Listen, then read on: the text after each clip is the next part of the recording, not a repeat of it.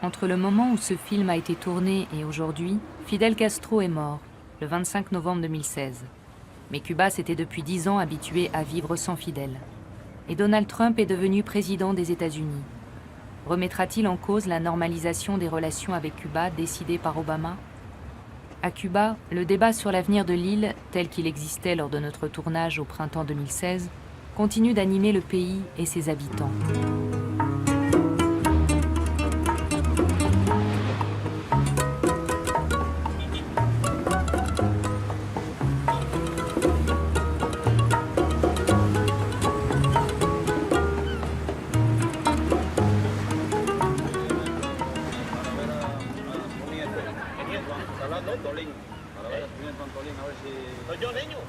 Nuevita Puerto Mar.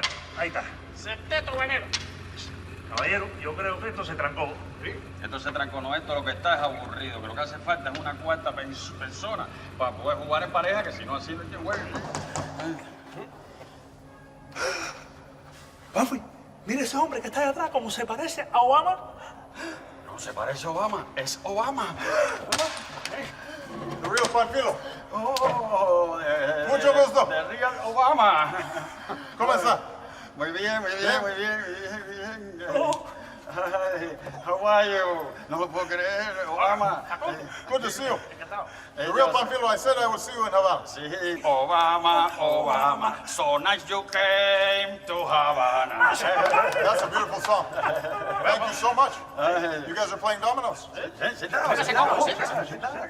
know, I've always wanted to learn how to play dominoes. Dice que le hubiera gustado aprender a jugar dominó. Ah, pues le enseñamos, le enseñamos. Okay, so what's the trick here? How do you play? Es fácil, se aprende fácil. You can play domino anytime. No es fácil. No es fácil, pero tampoco es difícil, ¿eh?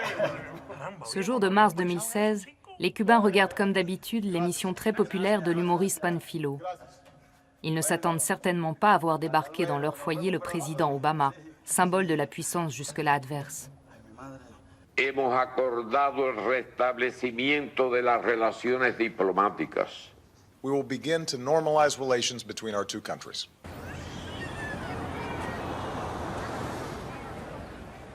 Véritable coup de théâtre, le 17 décembre 2014, Cuba et les États-Unis rétablissent leurs relations diplomatiques. Le même jour, comme premier acte du dégel, les deux pays échangent les prisonniers accusés d'espionnage, Alan Gross, l'Américain, et les 5 Cubains. En janvier 2015, 53 autres prisonniers cubains sont libérés par la Havane. En mai 2015, Washington retire Cuba de la liste des pays qui soutiennent le terrorisme. En juillet 2015, les ambassades respectives sont réouvertes. Et pour la première fois depuis plus de 80 ans, en mars 2016, un président américain se rend à Cuba en visite officielle.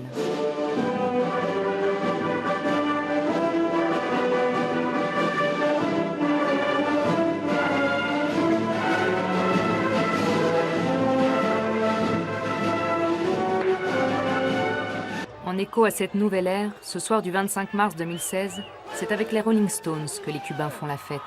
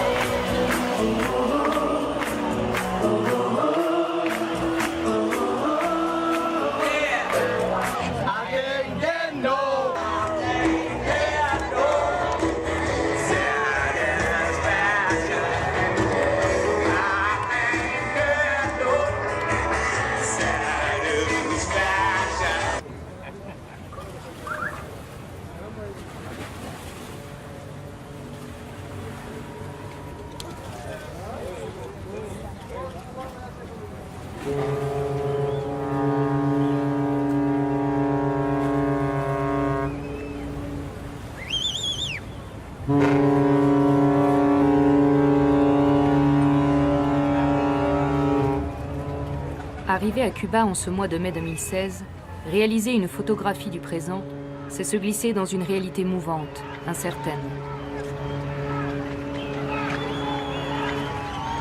Dans cet instantané où le monde ancien s'efface peu à peu, comment les Cubains voient-ils leur devenir? Comment pensent-ils les bouleversements économiques et sociaux de ces dernières années? Comment vivent-ils l'arrivée de cet autre monde qui débarque pour la première fois sur l'île? Le changement, oui, mais derrière ce mot magique, chacun a ses propres rêves. Et pourtant, s'il y a un souvenir que les Cubains ont en commun, c'est le traumatisme vécu dans les années 90. On ne peut pas comprendre la crise économique persistante et les réformes actuelles sans remonter à leurs origines, lorsque la chute de l'URSS frappa le pays de plein fouet.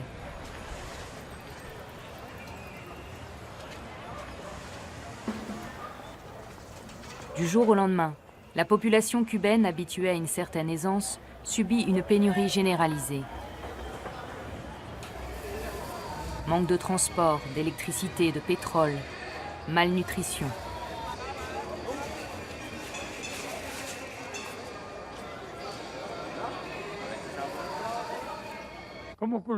Pour faire face, Fidel Castro explique aux Cubains que certaines concessions faites au capitalisme s'avèrent nécessaires pour sauver la révolution. Et son ministre de l'économie, dans cette période, a réussi l'exploit de mettre en place une économie de survie.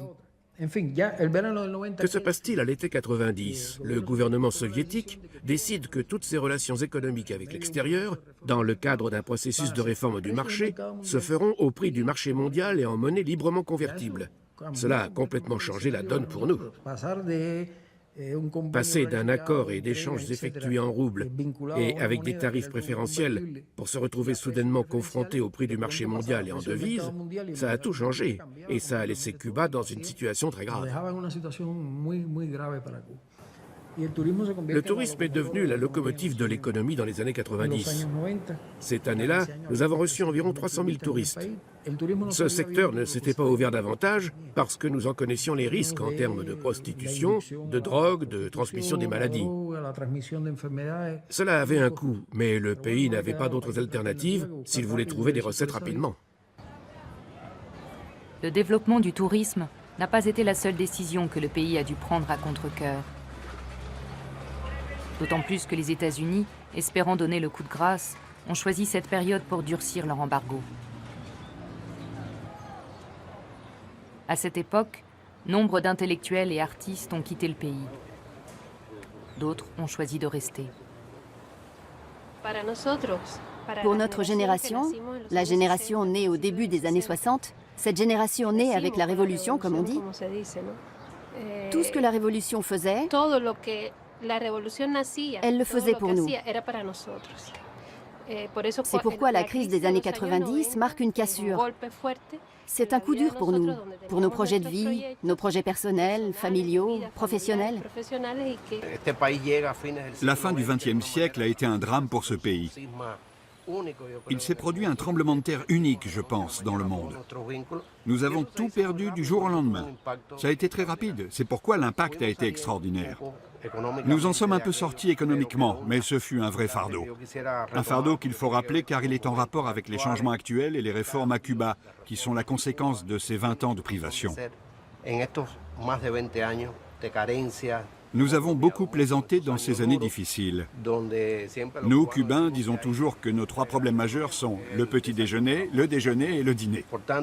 C'est un problème récurrent que nous connaissons à Cuba. Voilà pourquoi nous devons absolument faire ces réformes.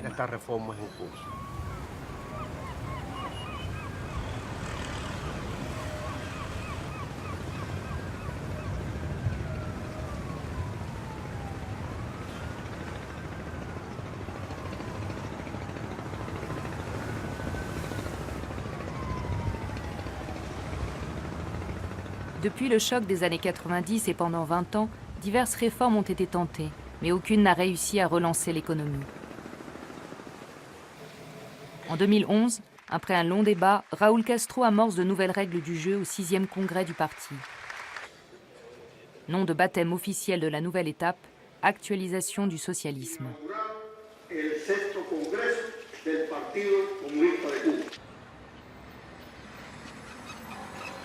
Ces mesures autorisent l'extension du secteur privé et une participation accrue à l'économie de marché. Si les réformes sont unanimement jugées inévitables, les visions des économistes divergent sur les priorités.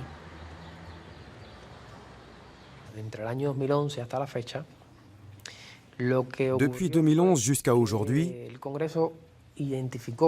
le Congrès a insisté sur plusieurs points et essayé de changer des concepts qui, dans le contexte actuel, semblent totalement obsolètes.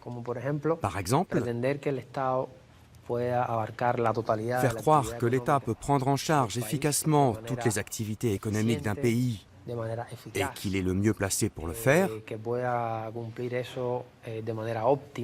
c'est un mythe qui peut se comprendre dans un moment historique particulier, mais qui est maintenant complètement dépassé.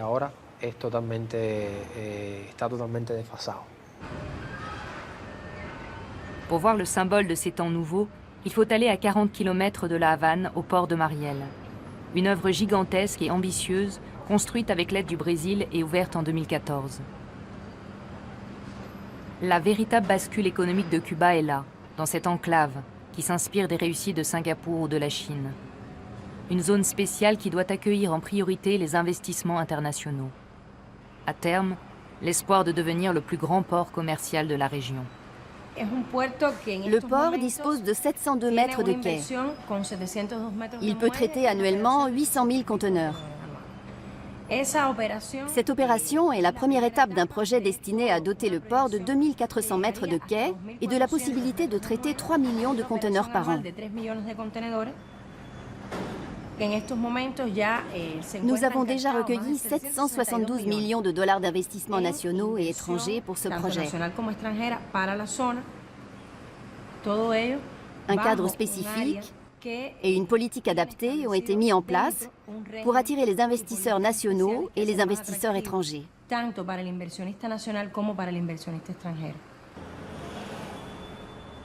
Le pays n'a pas le choix. Il faut trouver en urgence 3 milliards de dollars pour surmonter la crise. Mais on est loin du compte, avec à peine 1 milliard déjà investi, malgré l'engagement du Mexique, du Canada et d'entreprises françaises comme Pernod Ricard, qui produit le rhum Havana Club, et Bouygues, qui a remporté l'appel d'offres de l'aéroport de La Havane et qui construit des hôtels de luxe.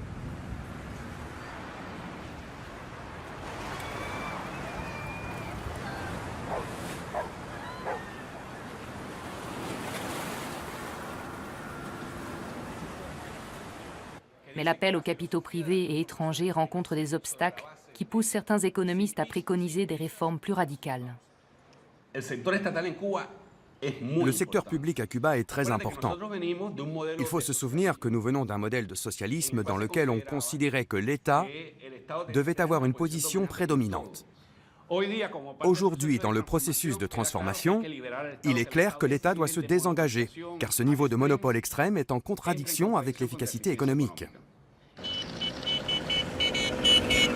Toute l'incertitude de Cuba aujourd'hui est là. D'un côté, l'ouverture, le drapeau américain, les Rolling Stones et l'immense port de Mariel. De l'autre, un attachement à des concepts anciens et la peur de voir s'effondrer un régime avec ses privilèges et ses avantages.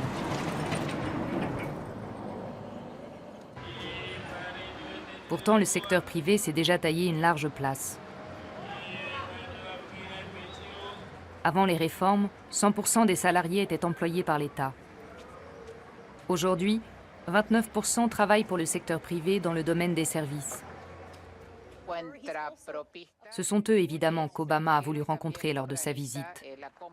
Et depuis son échange avec le président, Papito le coiffeur est devenu une vedette. Sí, buenas tardes. Señor presidente, mi nombre es Gilberto Valladares, todos me dicen Papito. Soy peluquero, soñador y sin pelo. En el año 1999 tomé una decisión importante en mi vida y fue pasar del sector estatal al sector privado.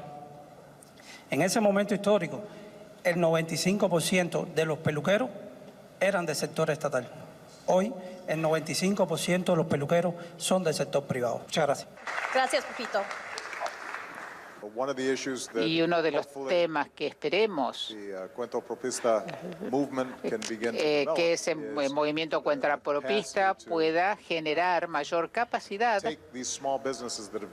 para que estas pequeñas empresas que comienzan puedan crecer That's not going to happen overnight. No va a pasar en 24 horas, pero eso es algo que nos gustaría ver a futuro y alentar. Pasamos un momento de incompresión. Nous avons connu des moments difficiles au début. Le secteur privé a eu du mal à trouver sa place dans la société. Mais aujourd'hui, les choses ont beaucoup changé. Le secteur privé s'est développé et a su s'intégrer dans la société cubaine. C'est important, parce que les gens qui sont partis pour des raisons économiques peuvent ainsi revenir et monter leur entreprise ici. Cela a entraîné un changement d'esprit chez les Cubains expatriés, qui sont nombreux à revenir aujourd'hui.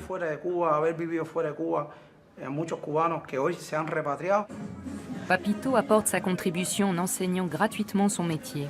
Il fait partie des chanceux de l'ouverture. Et son salon de la Vieille Havane accueille une clientèle de nouveaux riches, comme disent aujourd'hui les Cubains.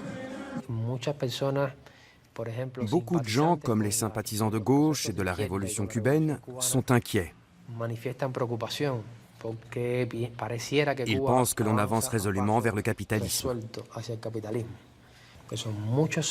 Pendant de nombreuses années, on a considéré les concepts comme inamovibles. On ne peut pas changer ça, car c'est le socialisme. Mais aujourd'hui, il est temps de les remettre en cause.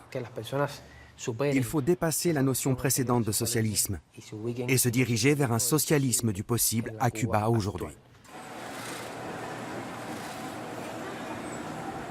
Une des alternatives possibles pour actualiser le socialisme est de transformer des entreprises d'État en coopératives autogérées. La coopérative textile Coptex a fait le saut en 2012 et n'a cessé de grandir depuis. Elle emploie aujourd'hui 28 couturières.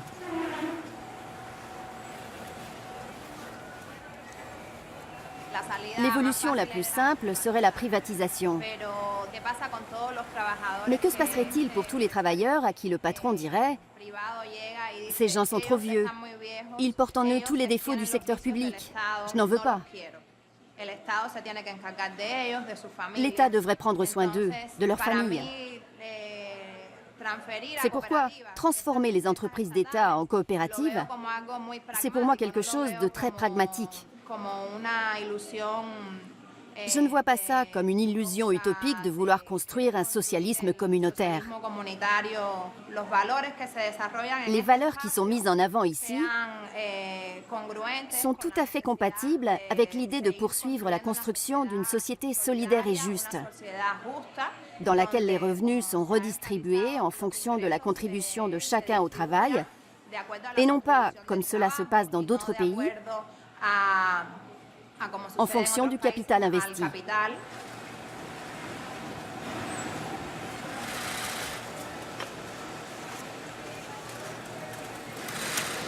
Bueno, el anticipo de ahora en comparación con lo que nosotros teníamos antes un salario cuando pertenecíamos a otra empresa muy malo.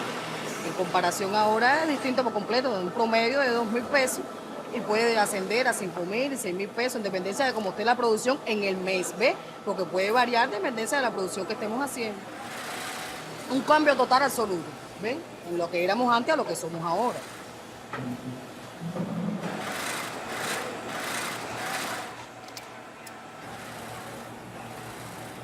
Les coopératives sont une des voies possibles, mais elles restent minoritaires. La tendance conduit à l'élargissement du secteur privé. Mais jusqu'où aller dans un pays où le tout-État reste un des symboles intouchables de la Révolution ? Il n'y a pas de processus de privatisation des entreprises d'État à Cuba. Ce qui se passe ici, c'est un processus d'ouverture et de promotion visant à faire émerger de nouvelles entreprises non étatiques. La participation de l'État reste fondamentale. Il contrôle toujours 60% de l'économie, dont les secteurs stratégiques, celui des matières premières, tels le nickel et le sucre, celui des exportations de services, telles les missions médicales. Le tourisme, lui, est placé sous la direction des forces armées. L'État pèse encore de toute sa puissance, comme dans les pires moments de la crise, où il a continué malgré tout à soutenir la recherche, notamment en biotechnologie. Comme un écho aux paroles de Fidel Castro qui prédisait dès le début de la Révolution une nation de scientifiques, Les succès du secteur public de la médecine et des biotechnologies sont jusqu'à maintenant un motif de fierté nationale pour les Cubains. Dans la biotechnologie, il est rare, même pour les sociétés américaines aujourd'hui, de se financer par ses ventes propres. Moins de 20% des entreprises sont dans ce cas. Les autres sont financés par la vente d'actions sur le marché boursier, en faisant alliance avec des multinationales grâce à certains dispositifs financiers ou par la recherche de subventions. Le financement par la vente de ces produits ne concerne donc que 20% des entreprises de ce secteur. La biotechnologie cubaine fait partie de cette élite. Nous n'avons pas attendu les relations avec les États-Unis pour développer ce secteur. Le secteur de la biotechnologie exporte aujourd'hui vers plus de 50 pays. Le laboratoire où nous nous trouvons a exporté l'an dernier dans plus de 30 pays. Il génère des ressources pour le pays, des ressources importantes. Les médicaments issus de la biotechnologie occupent maintenant la 2e place au niveau des exportations du pays. Je parle en termes de matériel. Je mets de côté le tourisme et les services médicaux, qui sont des exportations de services. Donc, en tant que bien d'exportation, ce secteur occupe la 2e place devant la canne à sucre, le tabac et la pêche. Il arrive devant les exportations traditionnelles de notre économie. Le secteur médical cubain a pu échapper dans une large mesure à l'embargo américain toujours en vigueur. Depuis 54 ans, ce blocus est une réalité avec laquelle vivent les Cubains. Et la reprise des relations diplomatiques avec les États-Unis n'y a pas mis fin. Malgré quelques assouplissements, l'embargo reste un frein majeur dans les échanges entre Cuba et le reste du monde. Comme un rappel à l'ordre, de lourdes sanctions tombent parfois sur ceux qui osent braver l'interdit.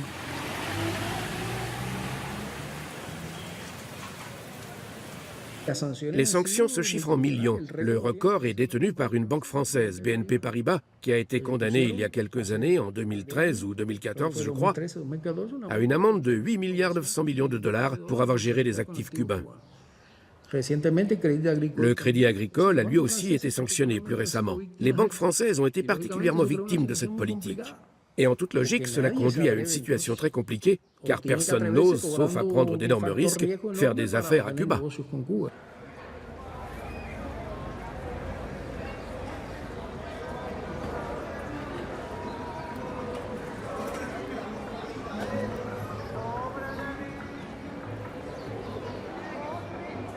Quelles sont les conséquences sociales des transformations économiques ? Et si les brusques mutations allaient peu à peu briser les liens et la solidarité existant jusqu'ici entre les Cubains? L'égalité deviendra-t-elle un vieux concept utopique? Au-dessus même du mot liberté, la Révolution avait toujours brandi le mot égalité, comme un drapeau et un programme. L'égalité fut longtemps le socle de la société cubaine, une valeur non négociable. Mais depuis les années 90, seules les conquêtes sociales de la Révolution, à savoir l'éducation, la santé, le livret d'alimentation et le plein emploi, sont parvenus à maintenir une certaine égalité. Et les chiffres des Nations Unies montrent des indices de développement humain supérieurs à celles des autres pays de la région.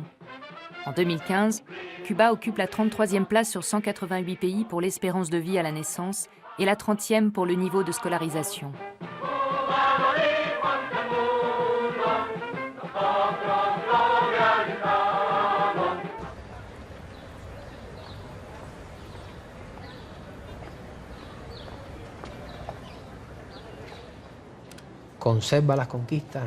Les conquêtes sociales ont été préservées. C'est très clair et très évident pour les Cubains.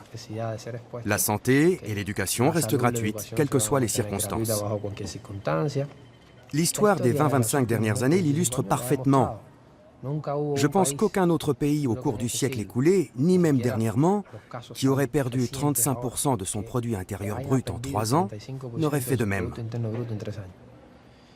Malgré cette situation, les autorités cubaines ont maintenu la gratuité de la santé et de l'éducation pour le peuple, ainsi que le carnet d'approvisionnement avec un ensemble de prix subventionnés.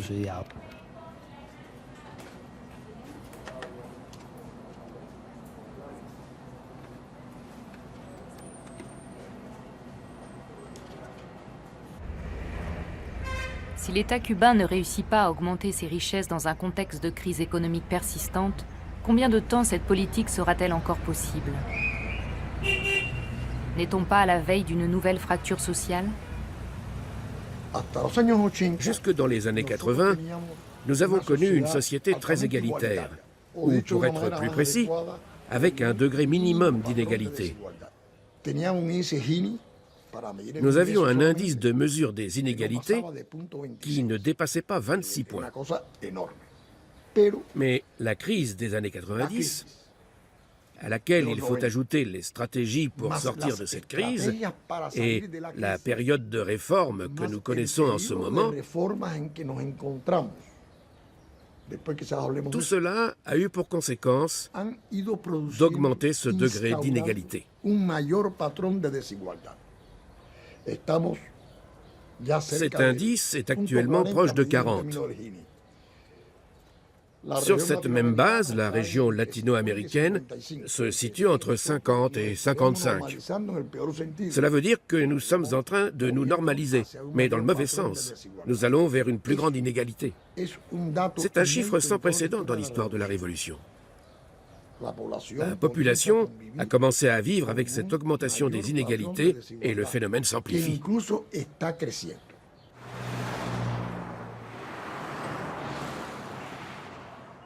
Les signes de cette inégalité deviennent visibles. Les anciens quartiers riches des années 50 donnent parfois l'impression d'être déjà situés quelque part entre New York et Berlin. Avant, à la Fabrica, on filtrait de l'huile. Aujourd'hui, l'usine est devenue un lieu d'exposition et de spectacle où se bouscule une jeunesse dorée qui adopte déjà un nouveau mode de vie.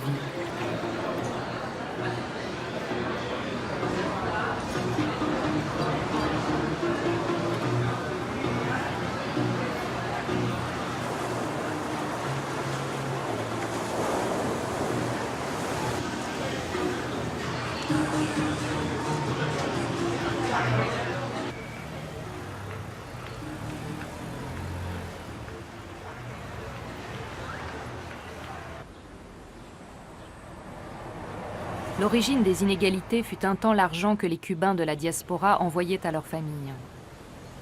Peu à peu, c'est l'essor du tourisme qui a creusé le fossé. Les Cubains de 1997 voyaient 300 000 touristes par an. Ceux d'aujourd'hui en voient 3 millions, qui viennent avec leur devise, bien sûr, mais aussi leur mode de vie, leur monde. Ainsi, une nouvelle ligne de partage se dessine entre ceux qui vivent des restaurants privés, des maisons d'hôtes, des clubs et des taxis, et le reste de la société, les paysans, les travailleurs de l'État et autres laissés pour compte de l'ouverture.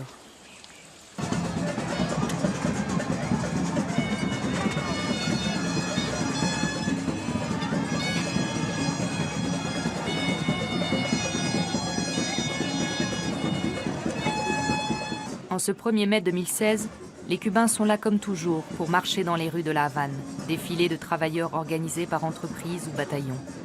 On est même joyeux de se retrouver à cette fête rituelle de la Révolution. Mais une partie croissante de la population, elle, est fatiguée. Chez Marina, le 1er mai défile à la télévision.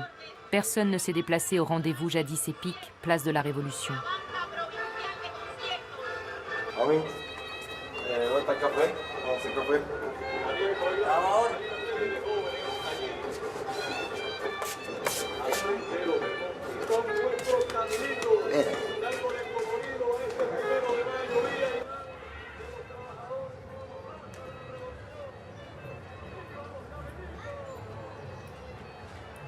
¿Cuánta gente vive en la casa? Bueno, actualmente estamos viviendo 11 personas. Salud. ¿Y cómo hacen para comer? Bueno, yo trabajo en una cocina, de ayudante de cocina. Yo lo que gano ahí son 240 pesos mensual. Y con eso pago la luz, el agua y lo que pueda, una galletica, un refresco para la niña, que es lo que, porque ya, eso no alcanza para más nada. De la luz aquí viene 240 pesos, pero no lo paga uno solo. Se ponen entre todos y se paga. Es lo que sucede, porque si lo va a pagar uno solo, imagínate, con 200 pesos y pico que gana, no puede pagarlo. todos se ponen y lo pagan, que es lo que pagan ellos aquí, porque entonces ya yo voy pagando el gas, que es poquito, entonces yo pago el gas, el teléfono, que viene poco también. A los demás pesos siempre aquí ha sido la luz. Bajó el precio del aceite, que le bajaron 10 kilos. Bajó el precio del pollo, que la libra valía 25 pesos, ahora vale 19 pesos. Bajó la carne de 40 a 35, pero aumentaron en los cigarros, en la bebida. ¿Este departamento es propiedad de ustedes? Sí, es propiedad. Nosotros vivíamos en La Habana Vieja, allá. Y aquella casa estaba en mal estado y se cayó, la cocina se derrumbó. Y mi mamá fue al gobierno, habló con Eusebio Leal, mandó carta para el Comité Central, hizo una pila de gestiones y le dieron que buscar una vivienda que se acomodara, porque éramos muchos allá también, y aquello era un apartamentico chiquito, y encontramos esta casa. Marina está en todas, está como Mireia. Sí, ¿no? En todo lo de ella.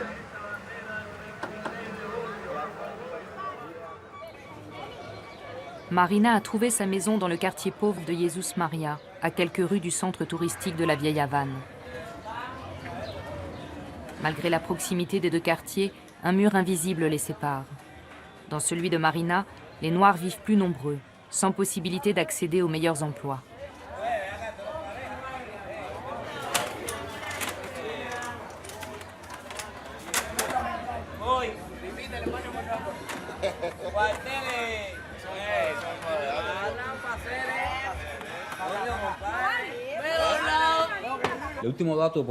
Les dernières données officielles sur la pauvreté à Cuba indiquent un pourcentage de pauvreté urbaine de 20%. Cette étude date de plusieurs années. Il n'y a aucune nouvelle donnée officielle, mais ce chiffre ne devrait pas avoir diminué. Il est même possible qu'il ait augmenté avec les dernières réformes. La moitié de la population cubaine vit avec un salaire que le président du pays lui-même reconnaît comme insuffisant pour couvrir les besoins de base. C'est si grave que le président Raúl Castro a décrété cette année une augmentation du salaire moyen, le faisant passer à 800 pesos cubains. La subsistance est devenue un problème quotidien harassant. Ce n'est pas nouveau, mais par contre les Cubains n'hésitent plus à l'évoquer. C'est un des thèmes repris par les jeunes vidéastes sur les sites internet de plus en plus nombreux. No está equiparado salario con lo que uno puede adquirir. Que están muy altos, porque no hay un control de precios en ninguno de los mercados, los que son estatales y los que son cooperativos. ¿Por qué? ¿Le parece muy caro? Mais l'endurance est à Cuba un exercice qui se vit dans le rire.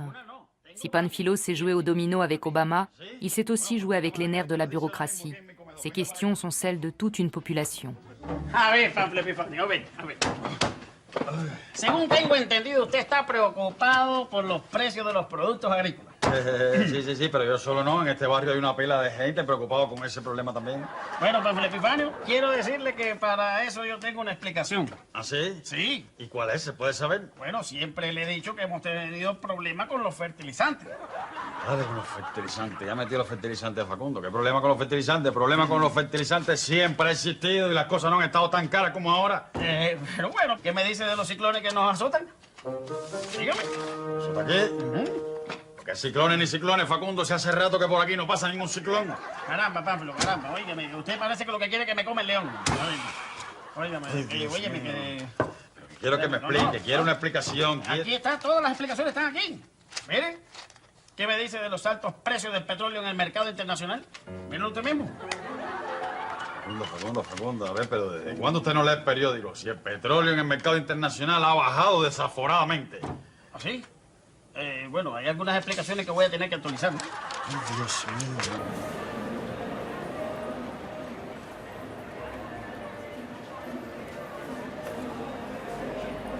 Depuis 5 ans, quelques petits centres commerciaux ont timidement poussé. On y trouve des cosmétiques et des machines à laver qui viennent de Chine.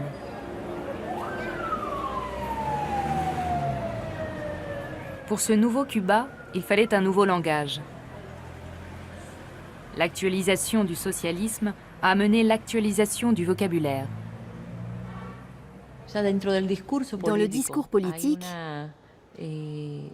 l'expression « nous sommes tous égaux » se transforme en « droit à l'équité » ou « l'existence de l'équité ».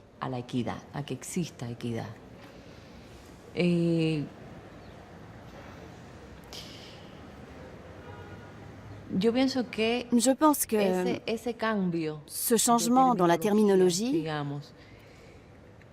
représente une reconnaissance du fait que, effectivement, nous ne sommes pas égaux, ou que nous ne sommes pas tous égaux. Mais il existe une série de garanties qui font que la vie quotidienne des Cubains n'arrive pas à des niveaux d'insécurité, des niveaux d'inquiétude extrême, comme de tomber dans la pauvreté, n'avoir plus de toit ou plus rien à manger. Être pauvre à Cuba ne veut pas dire tout à fait la même chose qu'être pauvre ailleurs en Amérique latine. Les Cubains qui ont fait des séjours à l'étranger sont nombreux à le constater. Ici, il y a de nombreux problèmes, mais des problèmes de nature différente de ceux d'autres sociétés. Je vis actuellement en Équateur, un pays dans lequel il est tout à fait normal de voir un enfant à un coin de rue vendre des mandarines 8 heures par jour, ou des mères porter un enfant sur le dos pendant 12 heures. Je ne voudrais pas que Cuba devienne comme ça, jamais. Pour mes enfants, mais pas seulement mes enfants, pour tous les Cubains. Nous ne voulons pas que notre société conduise à une violence terrible avec des mafias de la drogue ou autres. Il y a beaucoup de choses à préserver dans cette société.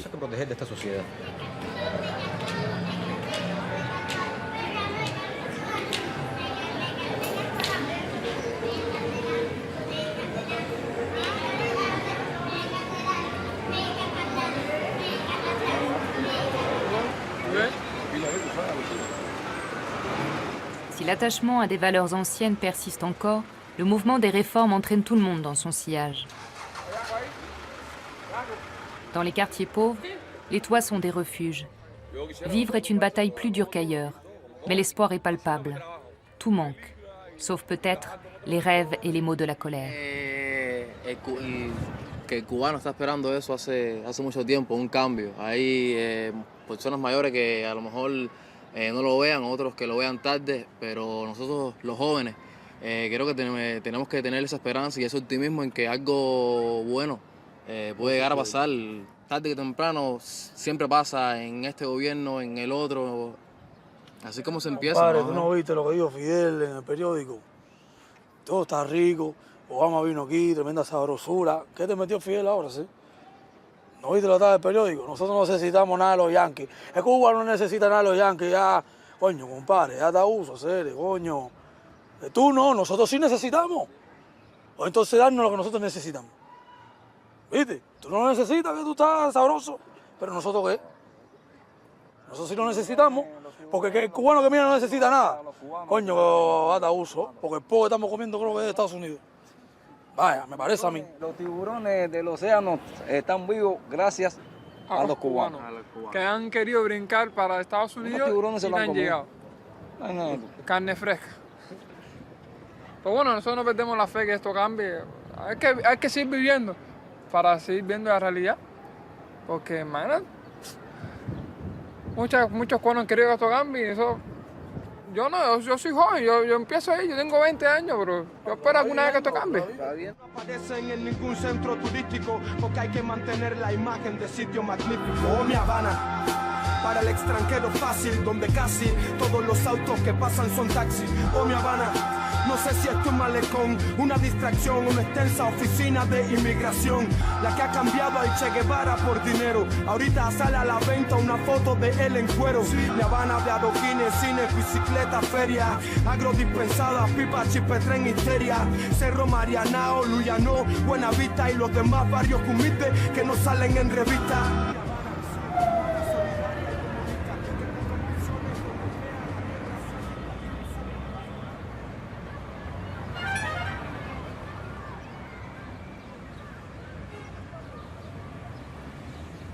Les bouleversements économiques et sociaux seront-ils accompagnés de changements politiques?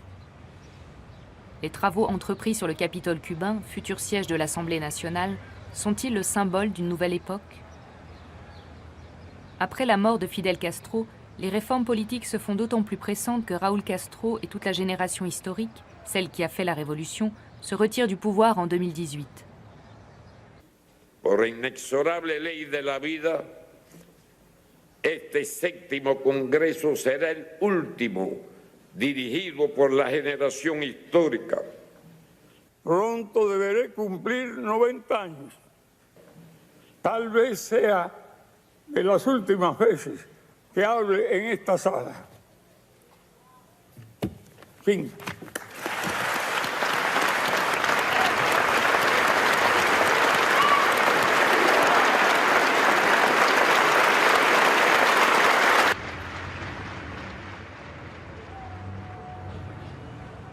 Comment seront désignés les futurs acteurs du pouvoir? Plusieurs annonces ont été faites dans le journal du parti. Constitution remaniée, nouvelle loi électorale, séparation des pouvoirs, mais toujours rien. Fait nouveau cependant, depuis quelques années, le débat politique public, autrefois sévèrement réprimé, est maintenant toléré. De nouveaux lieux accueillent les gens avides d'échanges. Des sites d'information comme Cuba Debate, des revues comme Temas, Cuba Possible multiplient les analyses. Des plateformes comme El Toque, Periodismo de Barrio, Cachivache sont animées par des jeunes qui font preuve d'esprit critique. Tout le monde parle tout le temps. Ce jeudi de mai 2016, c'est la revue Temas qui organise un débat dans le café littéraire Fraises et Chocolat et intervient qui veut. No se ha hablado mucho del impacto político en el conjunto de presiones que existen en la sociedad cubana acerca de la forma de la posibilidad de la libertad de expresión, la libertad de asociación. Sin embargo, desgraciadamente, este impacto no lo estamos viendo así.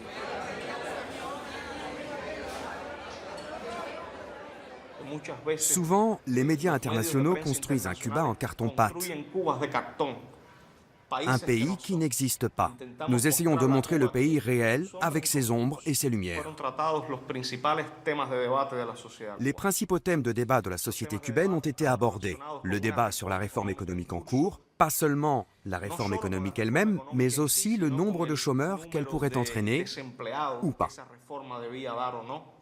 Le débat sur la nécessité d'un parti unique ou de plusieurs partis. C'est un sujet toujours d'actualité à Cuba. Comment construire le pluralisme au XXIe siècle?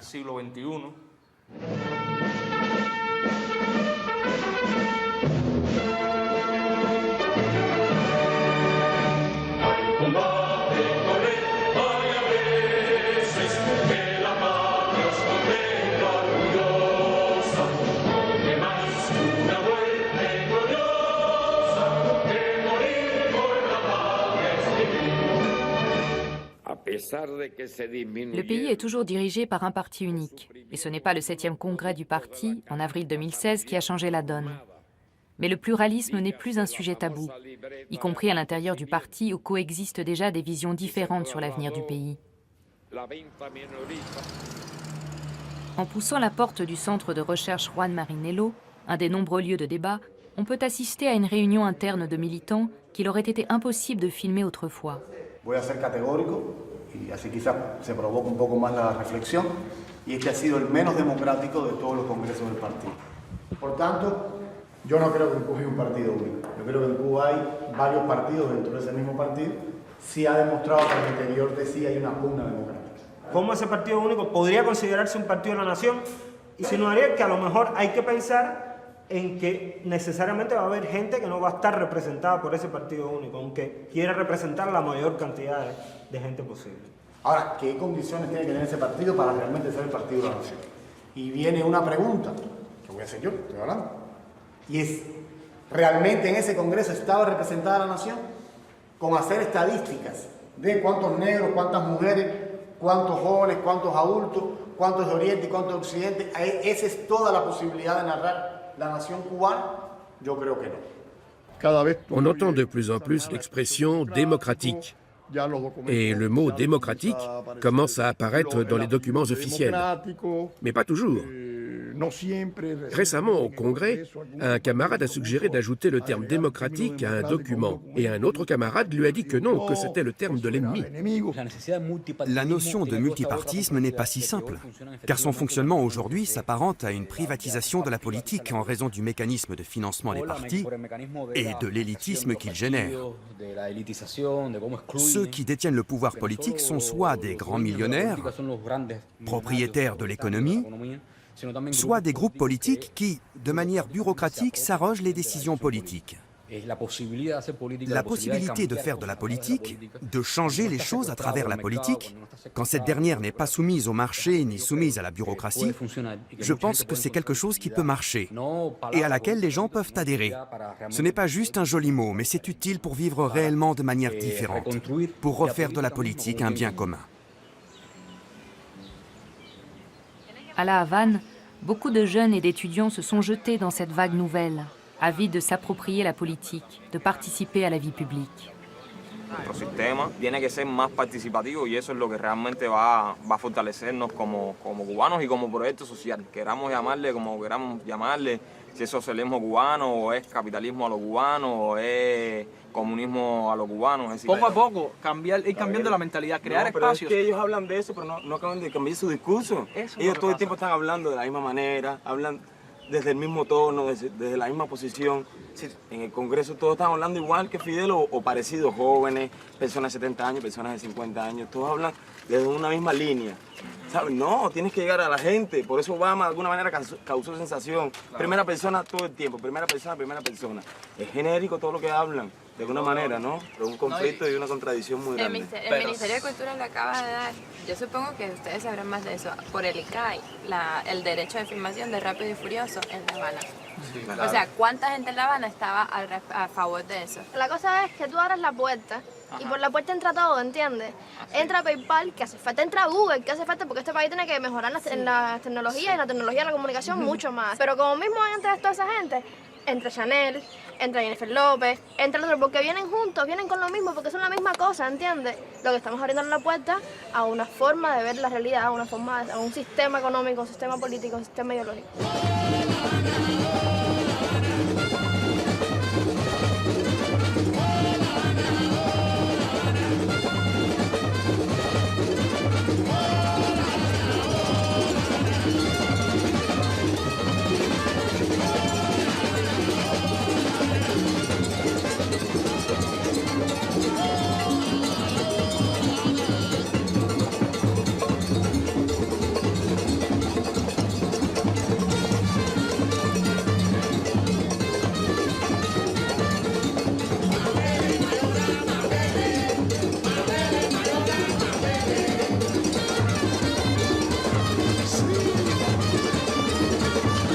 ¿Qué vas a hacer del periodismo? Está difícil. ¿Por qué? ¿Cómo que un blog? Es que todo, es que hacer un blog, pero a ver,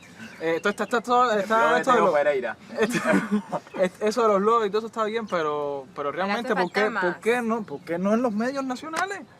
¿Cómo tú consigues que todos los medios que se consideran oficiales prácticamente pertenezcan solamente a un partido o a una organización política y de masa? Hacer periodismo 10 años atrás aquí en Cuba, era una odisea. Era Grama Juventud Rebelde, de ahí no pasaba. Hoy ya hay otros medios. Por lo menos tiene un blog, con esa pequeña apertura de internet que hay. Hay otros medios que...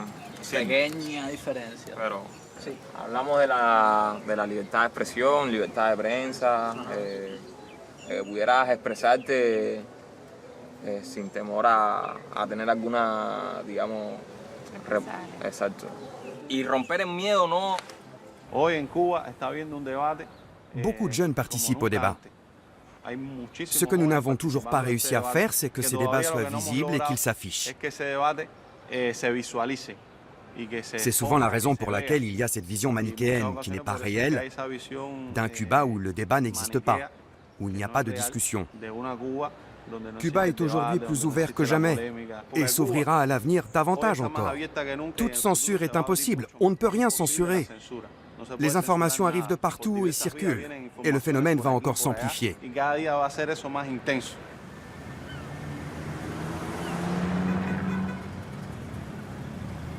La société cubaine aujourd'hui prend un chemin de liberté où le retour en arrière semble impossible. Et même si le contrôle et le harcèlement des dissidents continuent, la peur, celle qui paralysait, a disparu. Depuis la loi migratoire de 2013, les Cubains peuvent voyager librement à l'étranger et y travailler. Plus rien ne semble devoir arrêter l'arrivée du monde.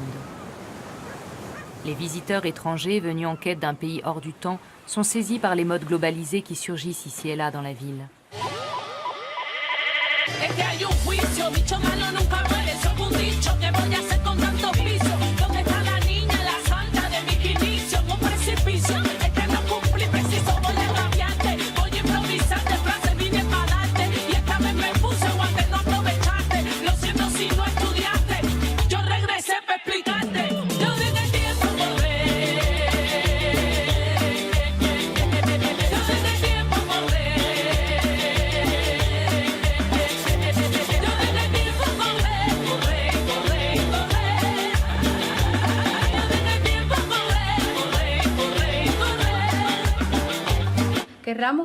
Qu'on le veuille ou non, comme les Africains, les Espagnols et les Chinois, la culture nord-américaine est arrivée chez nous avec sa conception du confort et de la modernité.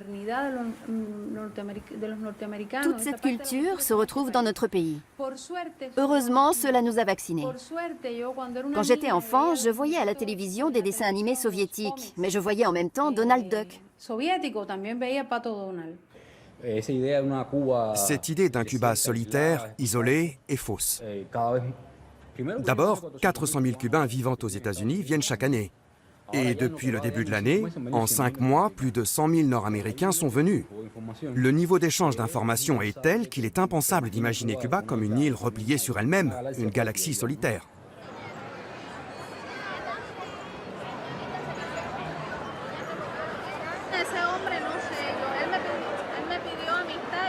Les États-Unis ont autorisé en 2015 l'aide technique aux télécommunications cubaines. Mais pour l'instant, l'accès à Internet reste réduit et cher. Débrouillards et ingénieux, de jeunes Cubains ont créé El Paquete, une offre hebdomadaire de films, séries, jeux et télé-réalités venant des chaînes internationales et qu'ils commercialisent partout dans l'île sur des disques durs et des clés USB.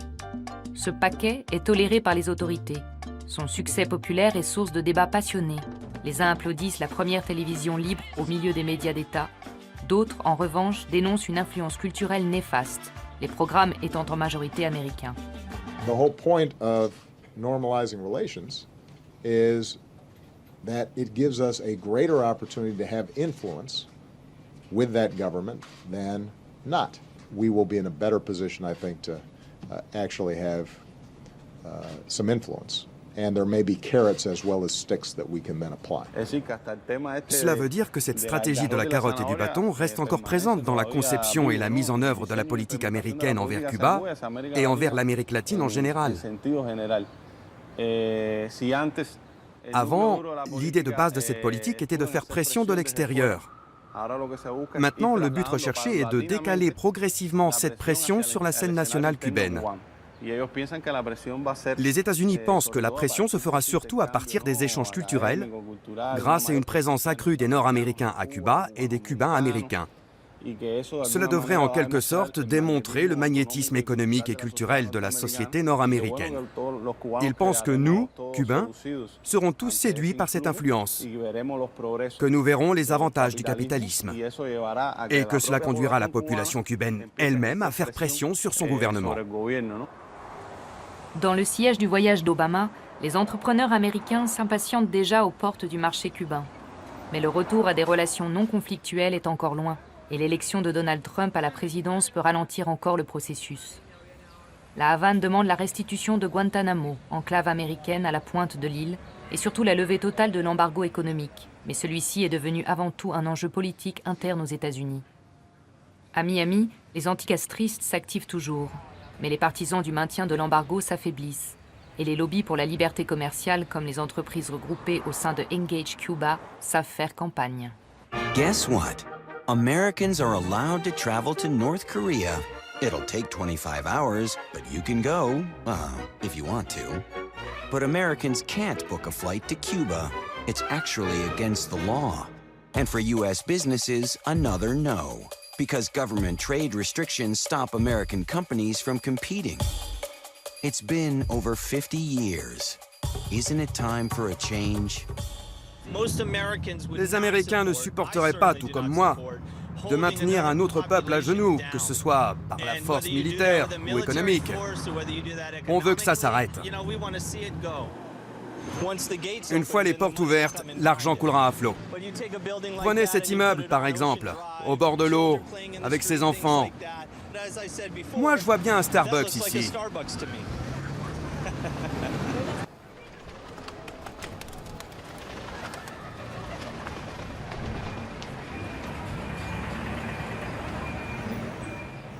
Dans ce présent qui annonce une bataille à venir, le risque est tangible d'atteindre le mode de vie des Cubains.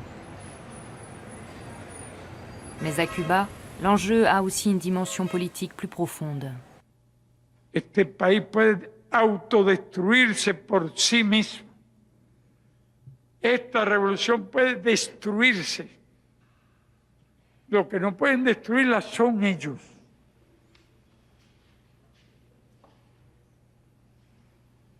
Nosotros sí.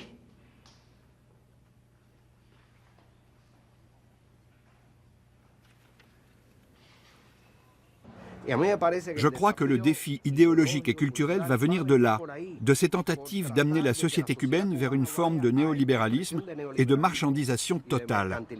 Et là est le grand danger. L'être humain, ni à Cuba ou ailleurs, n'est programmé pour consommer ou programmé pour le capitalisme ou pour le profit maximum. C'est une vision très pauvre de la nature humaine.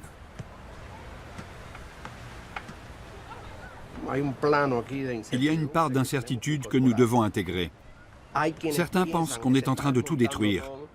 Ils voient de nombreux dangers dans les réformes en cours. Et en effet, il y a des dangers. Mais le plus grand danger, c'est l'immobilisme. Le plus grand danger, c'est de rester comme avant et de voir se désagréger d'un coup la révolution cubaine.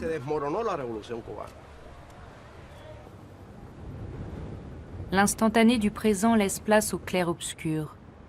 Seul le tracé des icônes de la Révolution reste encore visible. Cuba est à l'heure d'un choix décisif dont la mort de Fidel Castro et la nouvelle donne américaine renforcent l'incertitude. Un des derniers pays d'économie non capitaliste se métamorphose sous nos yeux. Cette île, fière d'avoir créé une autre vie à quelques kilomètres des États-Unis, va-t-elle pouvoir encore une fois inventer une voie singulière ? Cuba, depuis sa naissance, a bâti son histoire contre sa géopolitique et n'a cessé de surprendre le monde. Alors qui pourrait prédire l'issue des changements qui la traversent ?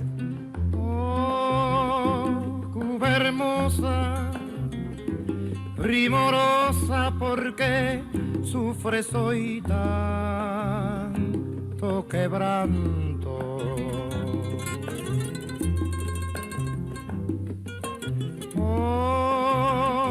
Patria mía, ¿quién diría que tu cielo azul nublara el llanto?